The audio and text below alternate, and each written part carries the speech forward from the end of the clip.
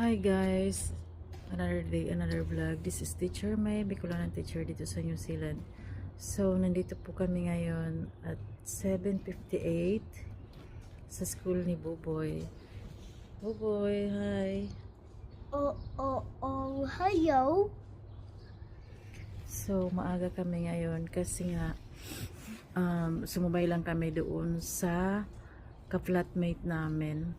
Kasi yung sinasabayan ni Buboy ay may pasok. So, thankful ako at may nasasabayan kami pag ganito. Tapos, mga 8:10 aalis na ako and maglalakad lang ako pabalik ng bahay at papasok na ako sa school namin.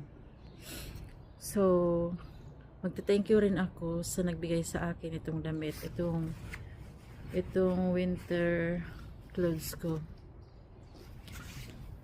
Thank you kay Mrs. Madiloso, ang nanay ng aking co-teacher na Pinay.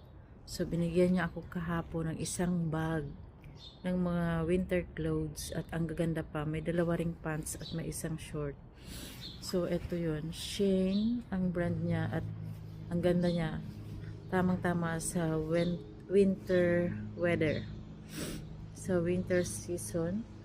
And actually, marami na siyang nabigay sa akin. Iba dress, tapos meron ding sapatos, merong gamit sa bahay like side table, tapos yung shoe rack namin, yung shelf, marami na.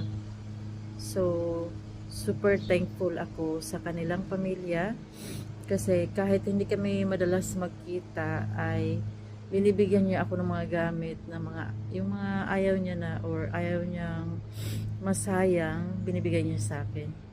So, ganito lang dito po.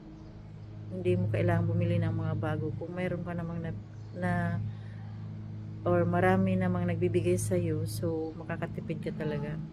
Thank you for watching, guys.